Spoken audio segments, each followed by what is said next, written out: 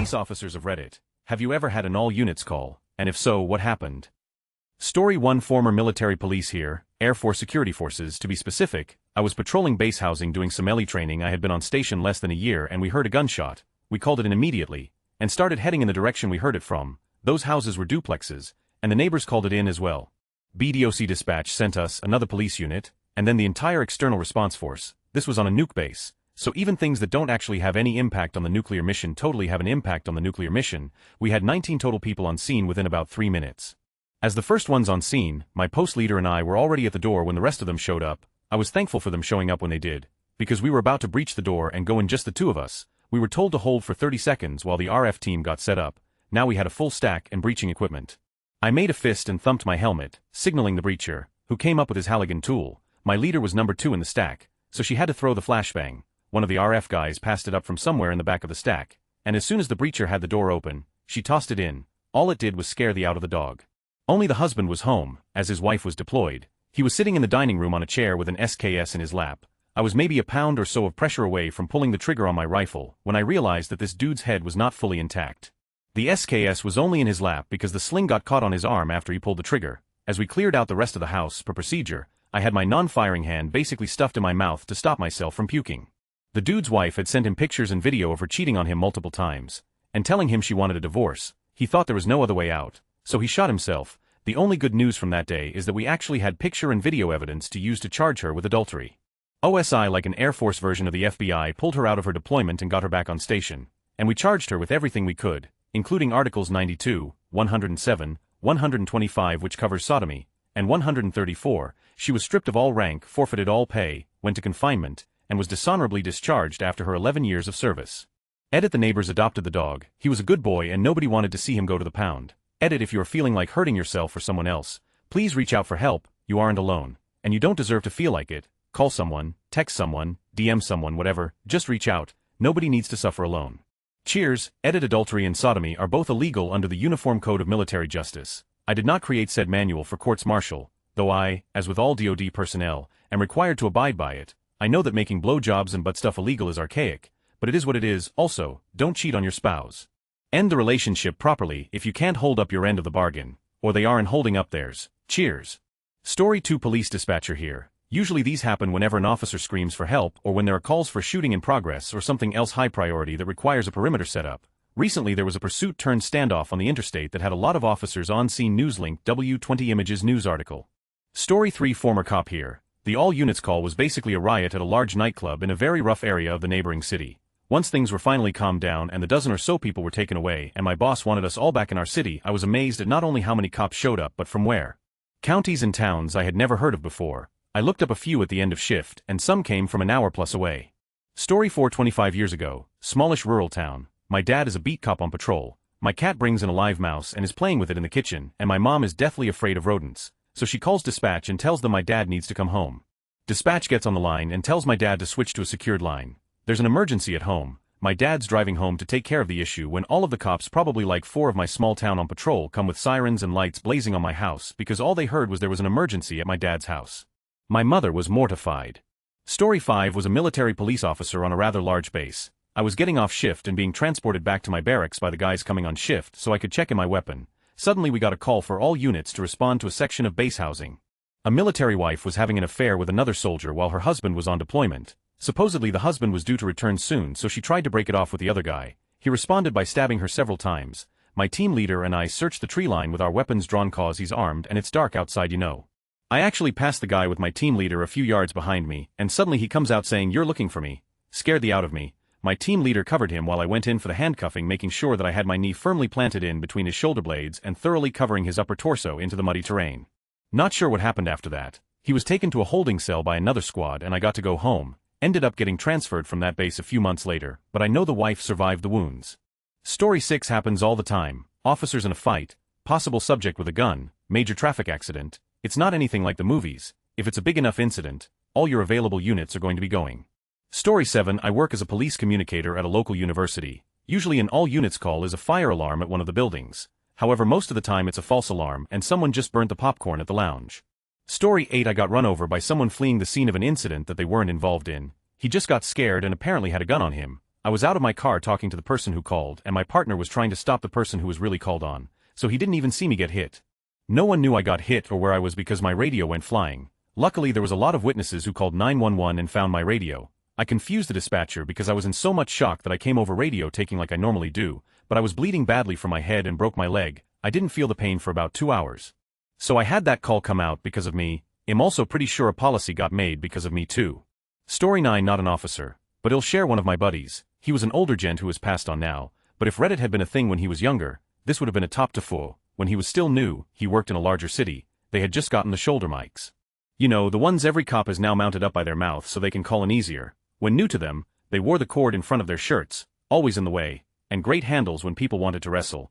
Jimmy was called one night to a bar brawl. He strolled into the bedlam almost over. He was a rookie, always getting the detail, so he was becoming famous among his department for ruining his uniforms, to the point he was having to come out of pocket to replace them. He walked into a vet telling him to cuff everyone still here, they'll sort them out later. Jimmy grabs the closest guy, they struggle a little and go down to the ground. As they do, yip, Jimmy splits his pants clean up the backside. Knowing he's going to be the butt of jokes anyway, he turns his head to announce to the other officers, well, that's another uniform down, and keys his mic, base here's uniform down. So does everyone else in the county. The radio explodes with chatter, but the 3 cops at the bar already have their hands full, so they turn down their radios. Food 2 Base decided to roll everything with lights to the scene. Jimmy said they were glad of the help when the first few cars rolled up, but they just kept coming. He was known as Jack the Radio Ripper till he transferred, minor reprimand, and he still had to pay for the pants. Story 10. Former Royal Canadian Mounted Police here in a small tourist town, was working on a regular mid-weekday shift when we received a dispatched call for a bomb threat, in the industrial commercial sector of the town. We all went there, called in the bomb squad, the dogs, got people out of the area, and so on. We were doing roadside when we got another call that the local bank's silent alarm was turned on. Now we are in Canada, in a tourist town. Things are usually relatively calm, but this was absolutely chaotic. We got the all-unit call. They call our neighboring detachment to help. We all split and head to the bank.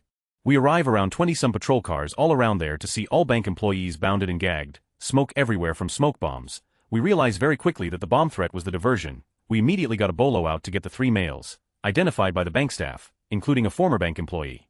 We get the bolo out to CPIC, got words to airports and border crossings. We managed to catch 23 of the guys. The last one flew back to his home country, was in Canada on a student visa. We remained on high alert for days after this, looking for the 3rd guy. Canadian authorities worked with their colleagues from the other guy's country to get him extradited almost a year later. In the end, as I recall, about 130,000 were missing and never recovered. For most of us, it was the first time we had a bomb threat and/or a robbery. First time we were guarding an area, expecting to be shot at from an unknown location. The robbers were reported to have AK-47 type looking weapons. Edit 1 Bolo. Be on the lookout for CPIC Canadian Police Information Center. Edit 2 Change. Deported by extradited. NB. I want name the town or the country involved.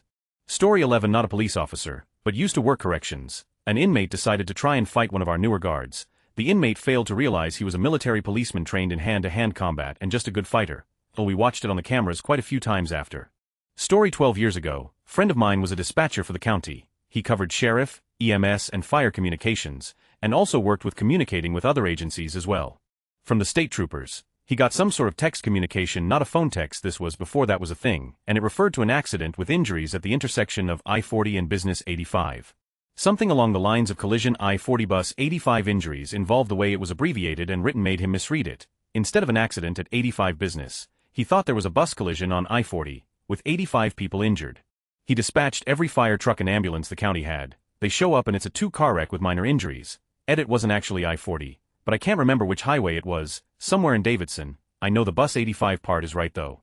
Story 13. So, I interned at the local PD at a time when all stations received new radio devices. The new devices looked a bit like old cell phones and had a bright orange panic button on top. It was meant for situations where, e.g., a single police officer was attacked and needed help.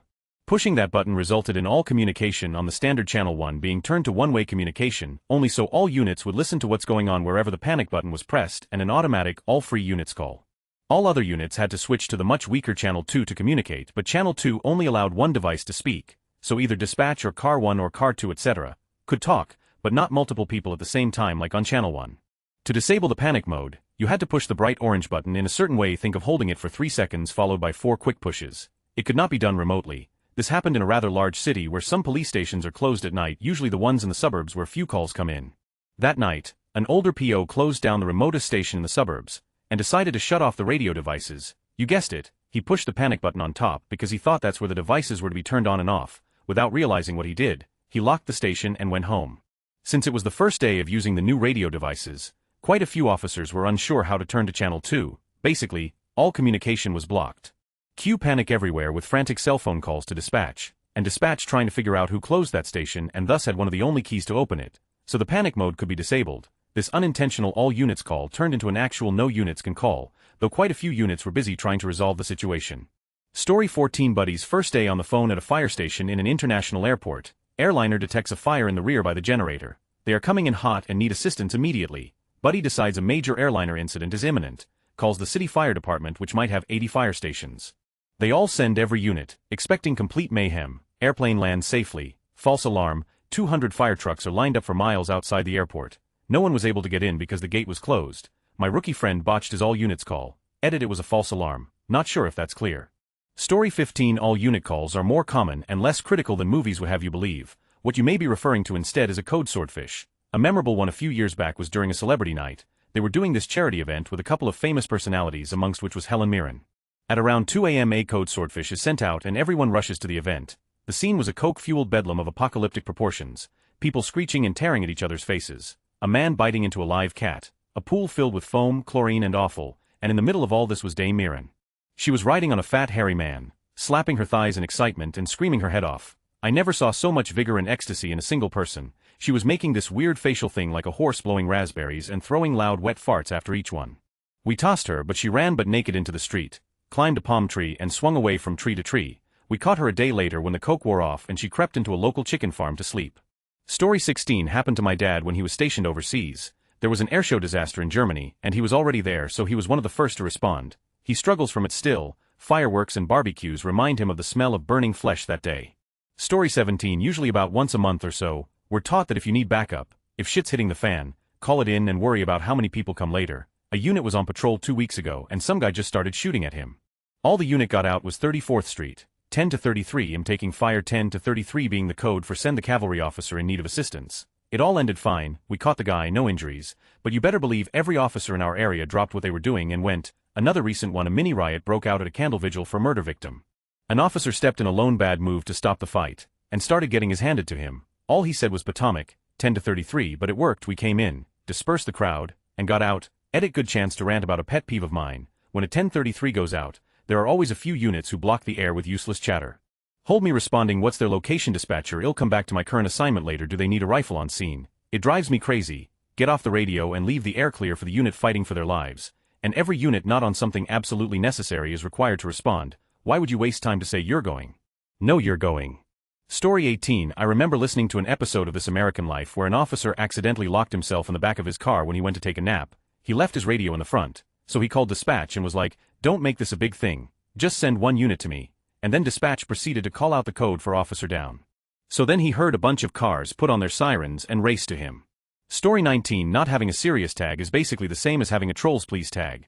Perhaps it would be a good idea to reverse it, untagged posts being seen as serious, and requiring an unserious tag for joke play posts. Story 20 My dad was a PAPD officer for 30 years. 2 times he had all units calls. First was the 1993 WTC bombing. The second was 91101. If he didn't pass away from an illness related to his time at the WTC site in 01 he'd be able to convey his impressions of that day better than I could. I recently found his handwritten notes from that night. They were jumbled together on his notepad and placemats from a diner in the area. Edit whoever gilded my comment, thank you. Story 21 Not a cop but former practicing journalist, current PR person, got a text about a shooting, turned out a cop made a stop, got shot in the neck by the passenger, killed the passenger and shot the driver got away. Cops from the 2 adjoining cities came, sheriff's deputies, airport police, and university police all came out in under 3 minutes, about 150 cops. Within 30 minutes, marshals, FBI, and ATF were there as well, largest response I've ever seen. There were rounds that had been fired into the buildings surrounding the area. It was a mess. I was in the wrong place at the right time I guess. Last story I ever did, made the full-time switch to PR, edit the cop survived. Story 22 I was doing a ride-along in college in a fairly small city in GA when we got an all-available units call. The address came in, the lights and siren went on and we were hauling at about 120 miles per hour across town. I had no idea where we were headed until we got there. The only thing the officer said to me was, no matter what happens, stay in the car. If you see anyone with a gun call it out on the radio like this showed me. If any of us get shot, call it in and stay in the car. Then he took a deep breath, calmly got out of the car, and took off at a sprint towards a 40-person melee in front of the only strip club in town. We were the first car there. Over the course of the next 30 seconds, officers arrived and kept coming until they outnumbered the people fighting. The officer I was riding with was completely on his own for a 10-second eternity and was able to rip about 10 people apart from fighting before backup arrived. It was the single bravest and most humbling thing I've ever seen with my own eyes. When it was all over, he got back in the car with 3 drunk and beaten up dudes in the back, turned to me and said, "So when you gonna sign up? I've got a couple more stories from that summer doing ride-alongs if anyone wants to hear." Story 23 might not have been an all-units call, but the day my daughter went unresponsive after having a febrile seizure, the 911 dispatcher sent out unresponsive 2-year-old and we had about 30 EMT police firefighters at our house in minutes. We live in a rural area, short distance from Fire Hall Ambulance Hall, and everyone is a member EMT. Thankfully, she was okay, but it was scary for us at the moment when her temperature wouldn't go down and then she passed out. Story 24. One that stands out was a chase which ended with a crash, 3 dead people and a trunk full of guns and drugs, but there's robberies, pursuit assists, and man with gun calls, all of which usually get opened up depending on the situation, and always officer down, or needs immediate assistance 10 to 24 if you're close especially. They hit that button or shots start going off. I'm dropping everything, grabbing my 416 and traveling light speed and coming in with everything I got. Story 25. Corrections here. When I was first on the job, I was doing an overtime shift in the maximum security unit. It was my Friday, 1 hour to go, and my birthday weekend at that.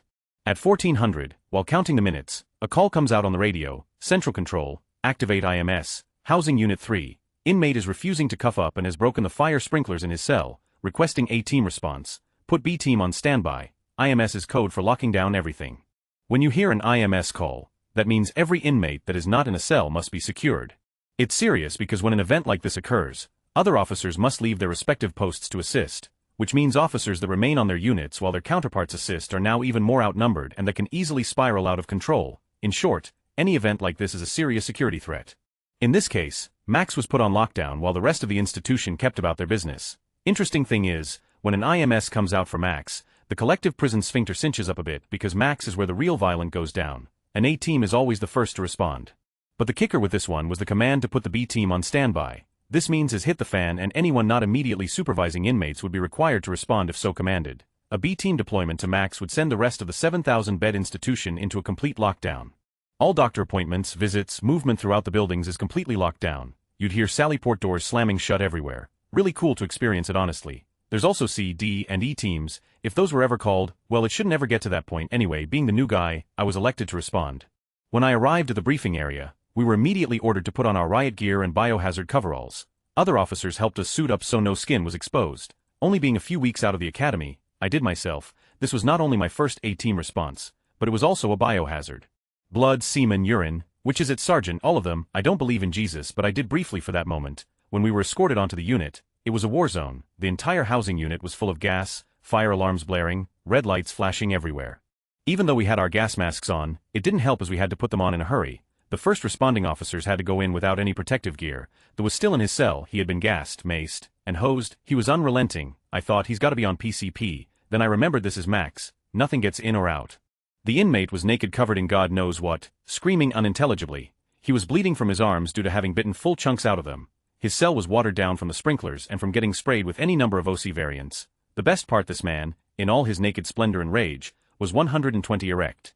The fullest you've ever seen. Something deep inside his primordial mind had gotten irrevocably turned on through all this. Even his penis being exposed to OC spray did nothing to stop it. We stack up in a line for cell breaches. 6 of us would line up in a stick. The guy on point always had the shield. 2 to 5 had the cuffs. The last guy was the moderator. He or she would give the inmate a final opportunity to comply. Because the pain was coming. Inmate, this is your last opportunity to approach the door and cuff up. Do you comply? Of course not. When this inmate saw us line up, however, something changed, as if the Holy Spirit spoke to him. He cuffed up, was dragged out of his cell, still erect BTW, and thrown into a shower. I didn't even get to breach the cell. The sight of 6 officers in full riot gear lining up outside your door, and you knowing full well they're going to find a way to all fit in your cell in less than 3 seconds, can be a really humbling experience. The end. Edit. Sorry for the letdown of a conclusion. The reality of these situations is that we have to contain the threat. There are only 2 outcomes: containment or people getting hurt, killed. I highly recommend the HBO documentary Gladiator Days, which depicts the outrageous violence at the institution I served at.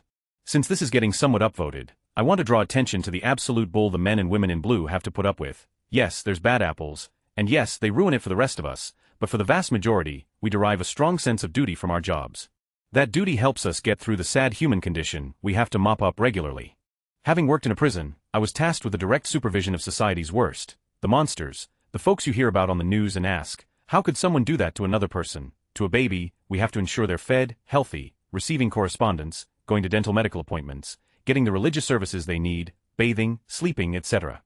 And all that while knowing exactly what they did to land themselves in this situation. There are reports called pre-sentence investigations that detail, in absolute grotesque, explicit detail, the crimes these people committed. This is the stuff the news doesn't report because the public couldn't handle it. Not only that, it details their upbringing, which can be equally disturbing and just sad. You see how their upbringing led them to their current plight, and somehow, you have to professionally wade through knowing these things and treat them with as much dignity and respect as possible. It taxes you like nothing most have experienced. Sorry for the soapbox. Story 26. My father was a highway federal officer, Federal de Caminos, rough translation here in Mexico.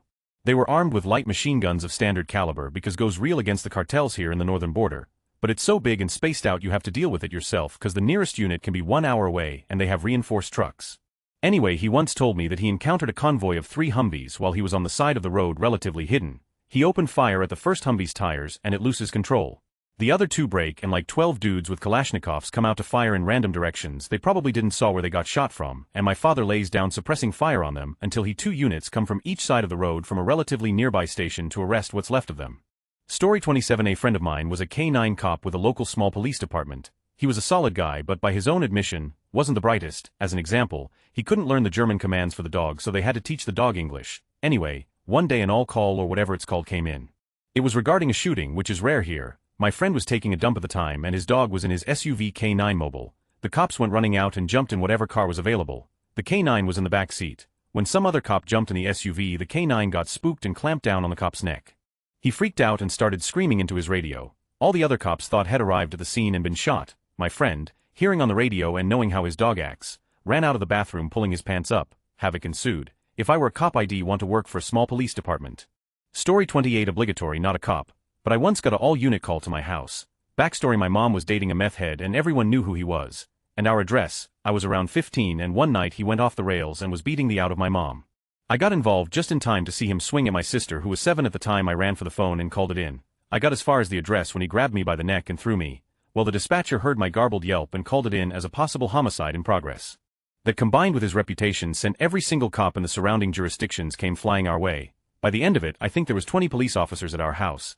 I ended up hitting him with my mom's cast iron skillet to keep him there just as the first officer showed up. He was super cool about it and pretended he didn't see a thing. It was a terrible night and my mom was mad at me for months. But man, you don't with my little sister. Story 29. One time my friend and I had a single joint in the car, and I kid you not 6 squad cars and AK-9 units showed up. At some point I think their thoroughness was just a desperate attempt to save face. Story 30. I served in West Belfast, Northern Ireland. Due to the high threat level in my division, we would patrol in 2 X-armored Land Rovers, each with minimum 3 armed officers, one of which would have an assault rifle or SMG. Basically we could handle most scenarios. One day, however, our vehicle was in an intentional head-on collision with a stolen car, as it was driving towards local children playing in the street. This resulted in our front wheel arch bending to the point the vehicle could travel no more. In a few minutes, the community we were there to protect turned against us. It was like Black Hawk Down. A few hundred people came out of the woodwork when they realized we were an easy target. Petrol bombs and bricks rained on top of us as we attempted to pursue the car thief on foot. We jumped in the back of our vehicle and called for assistance. In under 5 minutes, a fleet of approximately 5 to 6 armored Land Rovers appeared from the neighboring division and drove the crowd back. They managed to tow us to safety and we lived to get bricked another day. Story 31. As the story goes in Duluth, Minnesota, for a long time the radio signal that available officers could meet for Dunkin' Donuts was the code word Broken Arrow. One day a non-Duluthian was in the local newsroom when this was overheard. He got alarmed and told the rest of the newsroom that the code word likely meant that the police station was at that moment overwhelmed and outgunned, and they were calling all available units to help. Reporters rushed to the scene to find donuts. That code word is no longer used. Edit spelling. Story 32. Not a police officer, but I had an incident where 20 police cars were in my neighborhood the day my mom passed away. They wouldn't let us see her until after the autopsy came back and she had a heart attack. My entire house was filled and it was a decent-sized house.